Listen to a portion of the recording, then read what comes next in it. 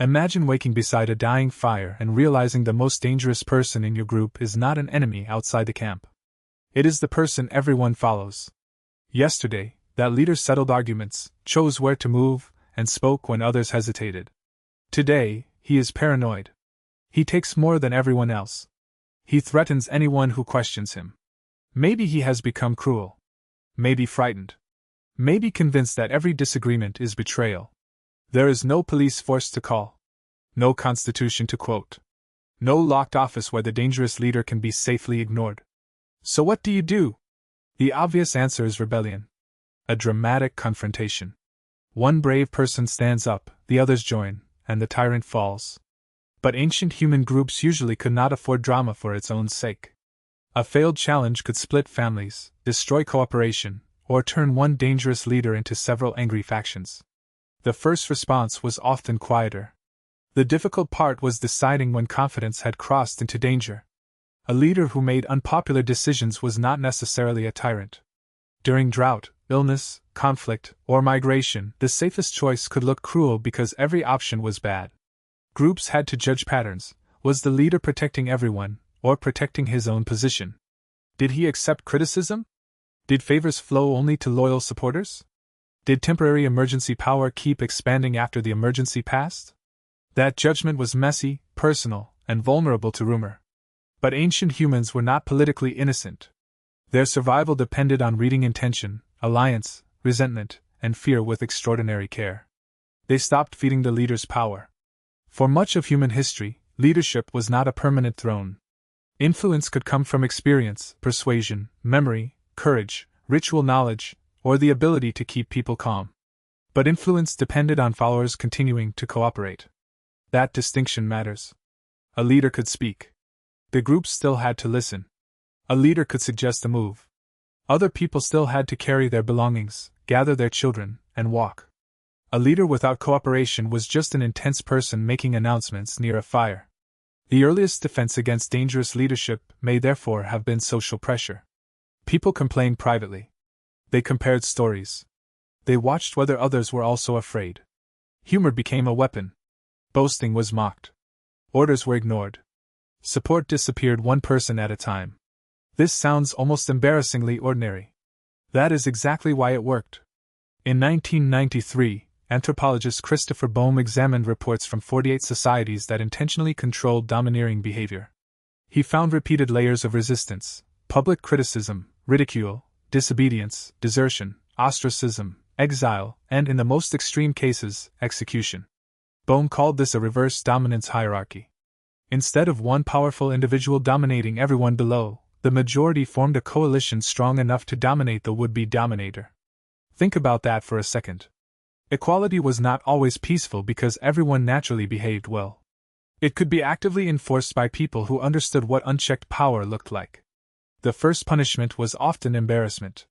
A dangerous leader needed a reputation for competence, generosity, courage, or sacred importance. Ridicule attacked that reputation without immediately starting a physical conflict. A joke could reveal that fear was not universal. Laughter told everyone listening that the leader's authority had limits. Then came refusal. People could withhold labor, information, companionship, or obedience. Families might leave. Allies might stop defending the leader during disputes. The group could simply reorganize around someone else. This was not democracy with ballots. It was politics conducted through attention, movement, gossip, kinship, and the terrifying discovery that nobody was following anymore. But there is a problem with this explanation. Modern anthropologists observed recent societies, not vanished communities from 50,000 years ago. Similar living conditions do not make two societies identical. Colonial pressure, trade, disease, migration, and contact with states changed the groups researchers later described. Archaeology preserves stone, bone, ash, and buildings far better than sarcasm, whispered alliances, or deliberate disobedience. Maybe ancient humans handled dangerous leaders differently. Maybe some submitted. Maybe some fled without confronting anyone. Maybe leadership was too temporary to become a serious threat. And maybe the idea of ancient egalitarianism reflects modern hopes more than ancient reality. That skeptical case deserves to stand. There is no fossil labeled. This person was removed for becoming unbearable. But indirect evidence matters because human political behavior leaves patterns even when motives disappear. Small mobile groups make coercion difficult. A leader cannot easily control stored wealth if little wealth is stored. He cannot command a permanent guard if every guard has relatives, opinions, and somewhere else to go. Power remains fragile because people remain movable. Once communities became larger and more settled, that changed. Food stores, walls, inherited rank, armed retainers, and religious offices allowed leaders to survive disapproval. Walking away became harder. Removing a dangerous ruler could now threaten the entire structure built around him. The solution became more formal.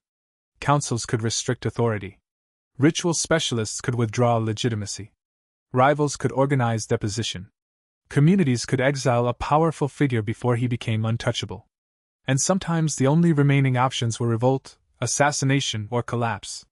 In 1990, archaeologist Mabel Lang published a catalogue of 1,145 inscribed pottery fragments from the Athenian agora. There were ballots used in ostracism, a procedure that allowed citizens to send a prominent person away for 10 years without treating him as an ordinary criminal or confiscating his property. The system was imperfect, political, and vulnerable to manipulation. But its existence reveals something astonishing. A society had built a release valve for dangerous concentrations of influence before they became open tyranny. The pottery was cheap. The political idea was not. Instead of waiting for a powerful man to commit an obvious crime, the community could act on a collective fear that his position itself had become dangerous. That is a deeply uncomfortable principle. It protects the group, but it can also punish ambition, popularity, or mere suspicion. Ancient solutions were not automatically wise because they were ancient. Collective punishment could become mob behavior. Accusations could be false. Rivals could disguise personal revenge as public safety. A frightened group might remove the person most willing to deliver bad news. Sometimes the dangerous leader was dangerous only to people hoping to replace him. And then there was the final sanction. In 2021, primatologist Richard Wrangham argued that planned coalitionary killing in small, leaderless societies often functioned as a leveling mechanism against chronically violent or despotic men. The crucial advantage was not individual strength. It was coordination. A feared person could defeat one challenger, but not an entire moral community acting together. That does not mean ancient groups casually killed unpopular leaders. The cost would have been horrifying. The target might have relatives. Revenge could continue for generations. A failed attempt could make the leader more suspicious and brutal. So the escalation probably mattered. First criticism. Then ridicule. Then refusal. Then abandonment or exile. Violence came when every softer tool failed, or when the threat felt immediate enough that waiting seemed more dangerous than acting. The honest answer is that ancient humans did not have one method for handling a leader who became dangerous. They had a pressure system. Authority survived only while enough people treated it as legitimate. In small groups, followers could drain power away.